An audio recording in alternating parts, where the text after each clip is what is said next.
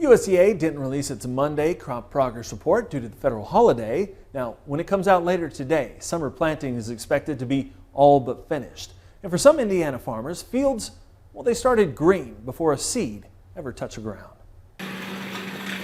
Freshly tilled soil, perfectly pristine rows and dots of emerging plants as far as the eye can see, is not how Owensville, Indiana farmer Aaron Krueger rolls. Well, last year was the first year that we really began planting green into what I would call big covers. Planting green into cover crops 5 to 7 feet tall, including cereal rye and legumes, rolled or crimped down, it may look a little busy.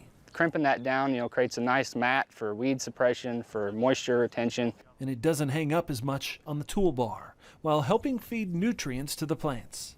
Sent off a sample a couple weeks ago of the above ground biomass out to a lab in Nebraska, and they ran an analysis on it for the nutrients in it, and it actually came back as roughly 2 tons of dry biomass and had about 70 pounds of nitrogen in it. Trying new things may seem logical for a young farmer like Aaron, but his grandfather and partner is rolling right with him. At my age, it gets a little harder to make changes, but I've trusted my grandson, and it is working for us. He says last year, some of these fields had the best crop they've ever grown. When he planted it, I thought, there'll never be a stand of corn in this field. It can't come through, but it did. He ran the combine, and watching the yield monitor confirmed their success. Water infiltration is good, and soil loss is less, as field drains run clearer.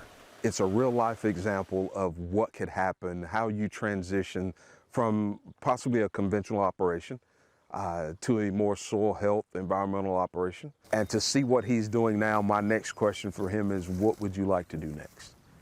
Less tillage also means fewer trips across the field as diesel hits new records.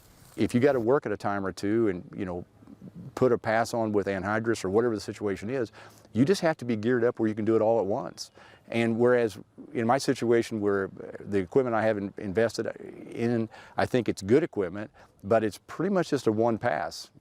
Bender farms nearby and has moved to a similar setup, as has fellow Indiana farmer Tom Rudolph. We're trying to do something that we've been doing for 100 years, we're trying to do it a different way, and it's hard for everyone to wrap their head around. But I think the stand should be fine because it's been drier. This year, the corn is up, and so are their expectations. It takes a few years to get used to it, and all of this seeing is believing, and just slowly increasing your comfort level. As they work to make planting green the unconventional standard on their farm.